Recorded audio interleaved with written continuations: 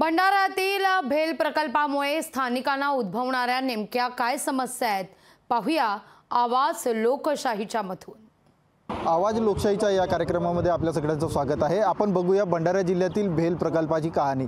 या प्रकल्पाची पायाभरणी 2013 मध्ये करण्यात आली होती, मात्र अजूनपर्यंत या प्रकल्पाला सुरुवात झालेली नाही। तर येथील लोक म्हणतात ह्या प्रकल्पासाठी 500 एकर जमीन हस्तांतरित करण्यात आली, मात्र अजूनपर्यंत या प्रकल्पाला सुरुवात न झाल्याने येथील शेतकरी आता आपल्या जमिनी वापस मागायला लागले आहेत। अन्यथा ह्या भेल प्रकल्पाला चालू करावे किंवा आमच्या शेतजमिनी आम्हाला वापस करावे अशी या येथील शेतकऱ्यांची मागणी उठत आहे। हे प्रकल्प माननीय प्रफुल्लभाई पटेल यांनी आणले होतं, परंतु राजकीय श्रेयाच्या म्हणजे लाटण्याच्या या नादामध्ये नानाभाऊ पटोले, BJP, राष्ट्रवादी काँग्रेस याच्यामध्ये हा प्रकल्प अटकवून ठेवला आहे। जवळपास 500 एकर जमीन अधिग्रहण करून सुद्धा शेतकऱ्यांच्या हातचा रोजगार हिरावून दुसरा रोजगार मिळेल या आशेवर आम्ही ही जमीन दिली होती, परंतु दोन्ही रोजगार हिरावून आम्हाला अजूनपर्यंत रोजगार मिळालेला नाही व राजकीय नेत्यांनी फक्त आपला स्वार्थ साध्य करण्याचा इथं व्यवसाय यांनी पत्करला आहे। तरी रोजगार नसतील देत किंवा उद्योग नसतील उभारत तर आमच्या शेतजमीन आम्हाला परत कराव्या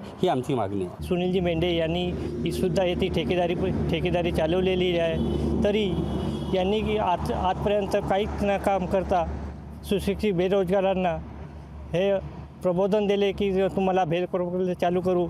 आता निवडणूक तोंडावर येत आहेत ना, आता हे आम्हाला वाचा फोडण्याचा प्रयत्न करत आहेत। हे कंपनी आता 10-15 वर्ष झाली, अजून काही काम चालू झालेलं नाही।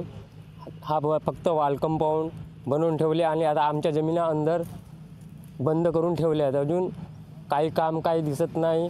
बेरोजगारी वाढलेली आहे, मुलं चोऱ्या करतात, कोणाचे दिवाळी वॉल कंपाऊंड असे चोरी करू इकडे तिकडे भटकत आहेत आणि हा प्रकल्प अजून चालू होत नाही आहे। त्यांनी लोकांची फसवणूक केली असं म्हणायला काही हरकत नाही आणि सुशिक्षित बेरोजगार ही कंपनी त्यांच्याकडून हिसकावून घेतल्यासारखा त्यांना सुशिक्षित बेरोजगारी म्हणून असं वाढवून ठेवला आणि यांच्यासाठी ही मोठी शोकांतिकाची गोष्ट आहे की 2-2 धुरंधर नेते इथं असून भंडारा आणि गोंदिया जिल्ह्यांची अशी अवस्था यांच्यावर मोठी शरमेची गोष्ट आहे आणि यांच्यासारखी लाजीवंत गोष्ट काहीच नाही असं मी आपल्या अंतर्मनातून म्हणतो। आमची एकच अशी मागणी आहे, एकतर यांनी हा भेल प्रकल्प चालू करावा, नाहीतर आमच्या जमिनी आम्हाला परत कराव्या की जेणेकरून आम्हाला रोजगार तर मिळेल किंवा आमचे मुलंबाळं जे आहेत ते उपाशी राहणार नाही। आता आम्ही दुसऱ्या स्वाधीन झालो, जमिनी एक तर गेल्या आणि एक तर आम्ही वनवानी फिरत आहोत। आम्हाला एकच मागणी आहे नेत्यांची की जे कोणी असतील की त्यांना भेल कंपनी चालू करावे, अन्यथा आमच्या जमिनी वापस करावे, अन्यथा आम्ही 3 गावा मिळून ह्या जो आता निवडणुका कार्यक्रम आहे 19 तारखेला आम्ही बहिष्कार घालणार। मी एक सुशिक्षित बेरोजगार आहे, मी एक ग्रॅज्युएट झालेला व्यक्ती आहे। मला ही आशा होती की भेल प्रकल्प जेव्हा मुंडीपारात आला तर काहीतरी आम्हाला रोजगार भेटेल, पण इथल्या बेरोजगाराच्या तोंडाला पुसलेलं पानं आहे हे। आमचे बेरोजगारीचे हाल झाले, आमची शेती गेली, शेतीच्या हाताचे मशागतीचे काम तेही गेले आणि भेल हा प्रकल्प फक्त राजकारणी लोकांच्या सूड भावनेने निर्माण पडून आहे। हा राजकारणी लोकांच्या द्वेष भावनेने पडून राहिलेला प्रकल्प आहे आणि बेरोजगारांची उपासमारीची वेळ आलेली आहे। 10 वर्षामध्ये काहीच प्रगती केलेली नाही आहे। त्यांच्यानंतर सुनीलजी मेंढे खासदार झाले आहेत, त्यांना सुद्धा पाहिलाच नाही आहे ह्या भेलकडे अजून डोकावून सरी। आणि आमच्या गावावर एवढी पाळी आली आहे का खूपच रोजगार अजून नाही, आमचे पोरं बारं सब थकीत पडलेले आहेत।